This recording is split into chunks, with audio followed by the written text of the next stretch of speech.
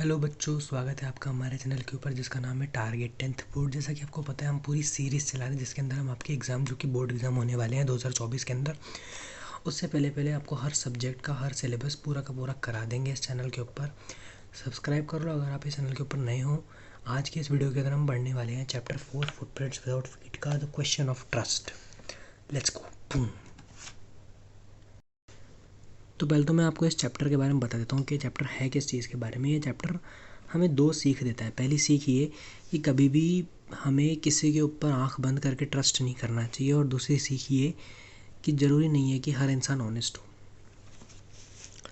तो कहानी स्टार्ट होती है हॉरेस डेनबी नाम के एक आदमी को लेकर के। हॉरेस डेनबी एक काफ़ी गुड और ऑनेस्ट सिटीज़न था जिसको हर कोई समझता था कि ये बहुत ही अच्छा आदमी है। पर जैसा कि हमें पता है कि हर सिक्के के दो पहलू होते हैं, वैसे ही हॉरेस डेनबी के भी दो पहलू थे। पहला पहलू ये था कि हॉरेस डेनबी एक बहुत ही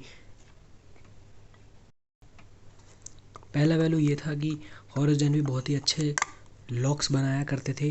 वो चाबियों और ताले के काम में बहुत ज़्यादा माहिर थे, और इसी चीज़ का फ़ायदा उठा करके वो अपना एक शौक़ भी पालते थे। वो शौक़ था महंगी किताबों का शौक़, और यही था उस सिक्के का दूसरा पहलू। यानी कि वो अपने महंगे शौक़ पालने के लिए हर साल एक लॉक को चोरी करते थे, और उस लॉक से जो पैसे आते थे वो उससे पूरे साल भर संभाल कर रखते थे, और उन किताबों को उन पैसों से उन किताबों को खरीदते थे जो उन्हें चाहिए होती थी। हॉरेस हर साल चोरी करने से पहले बहुत प्लानिंग करते थे। वो हर चीज़ की एकदम बारीकी से जांच करते थे, एक एक चीज़ का पता लगाते थे कि वहाँ पे रहने वाले लोग जहाँ पे वो चोरी कर रहे हैं वो किस टाइम पे आते हैं, किस टाइम पे जाते हैं, उनके घर में कितने लोग रहते हैं, कहाँ पे वो पैसा रखते हैं, कहाँ से वो पैसा चुरा सकते हैं, उसमें कितना पैसा हो सकता है। पूरी एकदम प्लानिंग से वो चोरी करते थे, और इतना चोरी करते थे कि वो पूरे साल भर के लिए अपने लिए किताबें खरीद सके। तो जैसा कि वो हर साल ऐसा करते थे, इस साल भी उन्होंने सोचा था कि वो यही करेंगे। तो उन्होंने पिछले काफ़ी महीनों से वो एक शॉर्ट ओवर ग्रैंज नाम के एक हाउस के बारे में जांच पड़ताल कर रहे थे। शॉर्ट ओवर ग्रैंज एक ऐसा हाउस था जो कि जिसके अंदर बहुत अमीर लोग रहा करते थे, और उसने जांच पड़ताल ये करी काफ़ी महीनों बाद की, काफ़ी महीनों से, कि उस घर में रहने वाली जो फैमिली थी वो लंदन गई हुई थी, और उस घर में उस टाइम पे सिर्फ दो ही एम्प्लॉयज़ बचे थे, और वो दोनों एम्प्लॉयज़ भी प्लान बनाया कि वो दोनों साथ में जाके पिक्चर देखेंगे। अब आप सोचो, आप अपने घर की सिक्योरिटी दो एम्प्लॉयज़ को दे जाते हो, और वो एम्प्लॉयज़ साथ में जाते हैं पिक्चर देखने के लिए, तो आपके घर की सिक्योरिटी तो हार्म हो रही है ना। इससे हमें पता लगता है कि हमें किसी पर भी ब्लाइंडली ट्रस्ट नहीं करना चाहिए। इसी चीज़ का फ़ायदा उठा करके हॉरेस ने उनके घर के अंदर चोरी करने का डिसीजन लिया। हॉरेस को पता था कि उनके घर की सेफ़ के अंदर 15,000 पाउंड थे। 15,000 पाउंड के ज्वेल्स थे, जो कि अगर वो अलग अलग करके पूरे साल भर में बेचता तो उसे आराम से 5 पाउंड तो मिल जाते, क्योंकि हमें पता है कि चोर बाज़ार में सामान थोड़ा सस्ता बिकता है। तो अगर वो बेचता तो उसे कम से कम 5,000 रुपये मिल जाते, और जो कि उसके लिए काफ़ी सफिशेंट होते पूरे साल की किताबें लेने के लिए। उसे ये पता था कि इस साल ऑटम में 3 नई किताबें आ रही जिसे वो लेना चाहता था, और इसलिए ही वो चोरी करने वहाँ पर आया था। तो अपने प्लान के अकॉर्डिंग वो उस घर के अंदर कूद गया। जब वो लोग बाहर गए थे, उसे पता था कि उसके पास खाली सॉरी उसे पता था कि उसके पास खाली 4 घंटे का समय था जिसके अंदर उसे चोरी करके वहाँ से निकलना भी था। वो काफ़ी एक्सपर्ट चोर था, काफ़ी ज़्यादा एकदम तारीफ मतलब हम उसकी तारीफ़ कर सकते हैं कि वो काफ़ी ज़्यादा अच्छा चोर था। वो एकदम ग्लव्स पहन के जाता था, और सबसे बड़ी खासियत उसकी ये थी कि वो कोई भी फिंगरप्रिंट नहीं छोड़ता था, जो कि जिससे कि वो पकड़ा जा सके। सेम चीज़ उसने इसमें करी। जैसे ही वो घर के अंदर कूदा, पहली बात तो उनका डॉग जो था वो उसकी तरफ भागता हुआ आया। पर जैसा कि आपको पता है कि वो पूरी प्लानिंग से था, तो उसने कहा ऑल राइट शेरी। इससे हमें पता लगता है कि उसे उस कुत्ते का नाम भी पता था। अब आप सोचो वो कितनी अच्छी प्लानिंग से आया होगा कि उसे उस कुत्ते का नाम भी पता है जो कि उनके घर में पला हुआ है। ये चीज़ शॉकिंग थी। अब जैसे ही उस कुत्ते का उसने नाम लिया तो कुत्ते ने उसे छोड़ दिया, क्योंकि कुत्ते को भरोसा हो गया कि भाई ये इंसान मुझे जानता है, और वो आगे निकल गया। उसके बाद में वो आगे की तरफ गया, और उसे लग रहा था कि यार ये अमीर लोग कितने बेवकूफ़ होते हैं, क्योंकि अमीर लोगों की पूरी जो भी कच्चा चिट्ठा होता है वो तो एक मैगज़ीन में छपा हुआ था। उसने उस मैगज़ीन को पढ़ कर के ही ये पता लगाया कि किस प्रकार से कहाँ पे उनका पैसा रखा हुआ है। यहाँ तक कि उस मैगज़ीन में ये भी लिखा हुआ था कि उनके घर की जो तिजोरी है वो पेंटिंग के पीछे रखी हुई थी। उस घर के जो टेबल था उसके ऊपर एक बावल ऑफ फ्लावर्स रखा हुआ था, और हॉरेस को हमें पता है कि हॉरेस को एक एक प्रकार का वायरस था जिससे की वजह से उसको साल में हे फीवर नाम की एक बीमारी होती थी। तो जब वो फ्लावर्स उसकी नाक के ऊपर पड़े तो उसको एक नोज़ टिकल महसूस हुआ, और उसको हल्की सी छींक भी आई। उसके बाद में हॉरेस ने अपना सामान नीचे रखा और वो जैसे जैसे ही उसके सेफ के पास गया, तभी पीछे से उसको एक लड़की की आवाज़ आई जिसने पूछा, तुम्हें क्या है, कोल्ड है या हे फीवर है? बिना सोचे ही हॉरेस ने कह दिया कि हे फीवर है, और उसको फिर से छींक आ गई।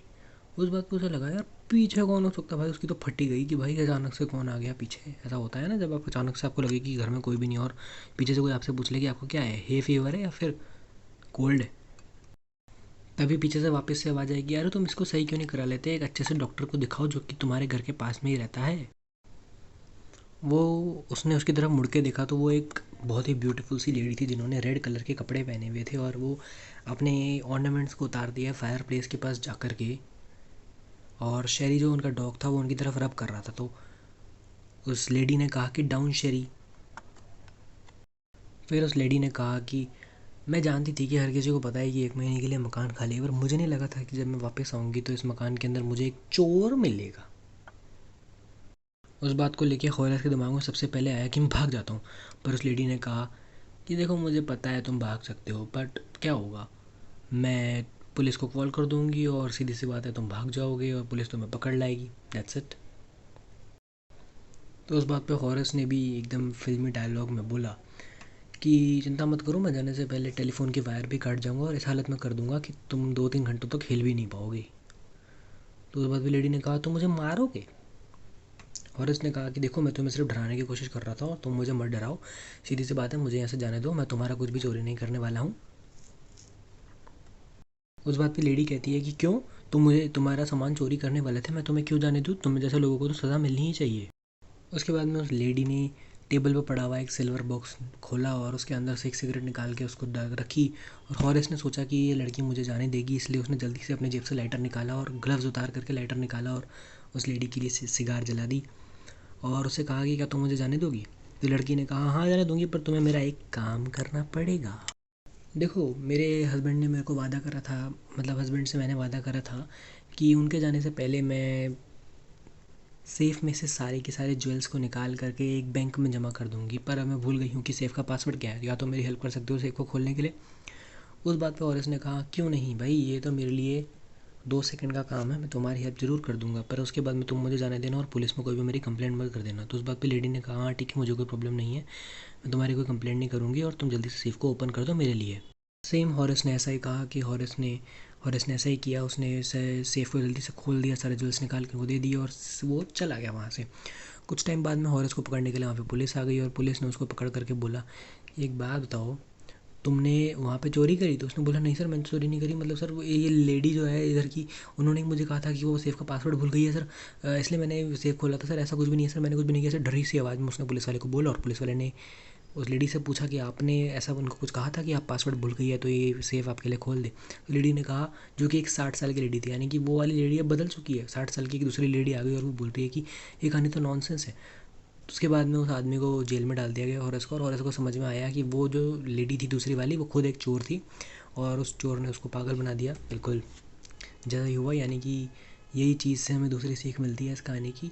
तो वीडियो अच्छा लगा तो लाइक एंड सब्सक्राइब कर दो, और thank you so much, bye.